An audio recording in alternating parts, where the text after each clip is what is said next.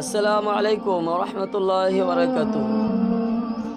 একটা অতি গুরুত্বপূর্ণ আমলের কথা বলবো, যে আমলটা যদি আমরা করি কখন, শোয়ার সময়, রাত্রে এসা নামাজ পড়ে খাওয়া দাওয়া শেষ করে যখন আমরা বিছানাতে যাব, এর পূর্বে আমরা আমলটা করব, 3 বার পড়ব।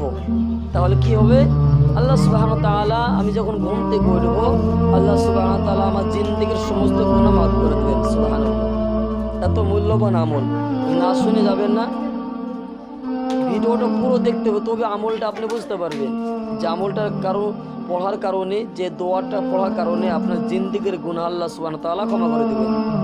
তাহলে পড়া আমাদের সকলের দরকার। আমার সঙ্গে সঙ্গে পড়ুন, আস্তাগফিরুল্লাহাল্লাযী লা ইলাহা ইল্লা হুয়াল হাইয়ুল কাইয়্যুম ওয়া আতুবু ইলাইহি, লা হাওলা ওয়ালা কুওয়াতা ইল্লা বিল্লাহিল আলিয়্যিল আযীম। আবারও পড়ি আমরা, আস্তাগফিরুল্লাহাল্লাযী লা ইলাহা ইল্লা হুয়াল হাইয়ুল কাইয়্যুম ওয়া আতুবু ইলাইহি, লা হাওলা ওয়ালা কুওয়াতা ইল্লা বিল্লাহিল আলিয়্যিল আযীম। এই আমলটা রাত্রে শোয়ার সময় 3 বার করে পড়ে ঘুমিয়ে গেলে আল্লাহ সুবহানাহু ওয়া তাআলা তার জিন্দেগীর সমস্ত গুনাহ মাফ করে দিবেন। সুবহানাল্লাহ। তাহলে বেশি বেশি করে আমরা পড়বো এবং অপরকে পড়ার জন্য সহযোগিতা করবো ইনশাআল্লাহ।